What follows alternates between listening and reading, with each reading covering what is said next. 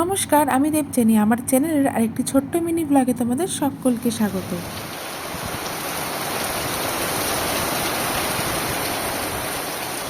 সকালবেলা ঘুম থেকে উঠেই আমি আর মাম্মাম দেখছি আজকে অঝোর ধারায় বৃষ্টি পড়ে যাচ্ছে বাইরে। আর মাম্মাম এত কাছ থেকে জানলায় দাঁড়িয়ে বৃষ্টি দেখতে খুব মজা পাচ্ছে। ভাই বাবা কেউ বাড়ি নেই, তাই মা বললো চল আজকে আমরা এই ঘরটাতে খেতে বসি। তাই আমি আর মা মাটিতেই খেতে বসেছি আজকে।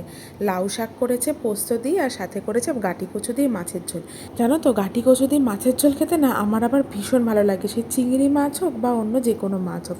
মাম্মামকে একটু ভাত দিয়েছিলাম আর কয়েকটা শশা দিয়েছিলাম, ও সেগুলোই আমাদের সাথে বসে বসে খাচ্ছিল। আর আজকে জানো তো, লাউ শাকটাও খুব তৃপ্তি করে খেলাম। দিল্লিতে পাওয়া যায়, কিন্তু সবসময় পাওয়া যায় না বলে না বানানোও হয় না।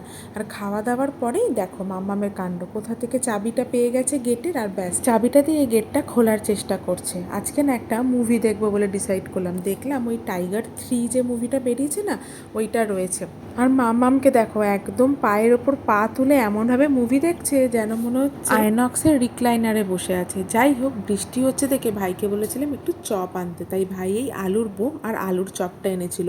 এই আলুর বমটা খেতে না খুব ভালো লাগে, বেশ ঝাল ঝাল মিষ্টি মিষ্টি। তবে মাম্মামকে দুটো শুকনো মুড়ি খেতে দিয়েছিলাম, কিন্তু সে বেটা বুঝে গেছে মা চপ খাচ্ছে আর আমাকে মুড়ি দিয়েছে, তাই আমার কাছে চলে এসছে এই ঝাল ঝাল আলুর বোমটা খেতে।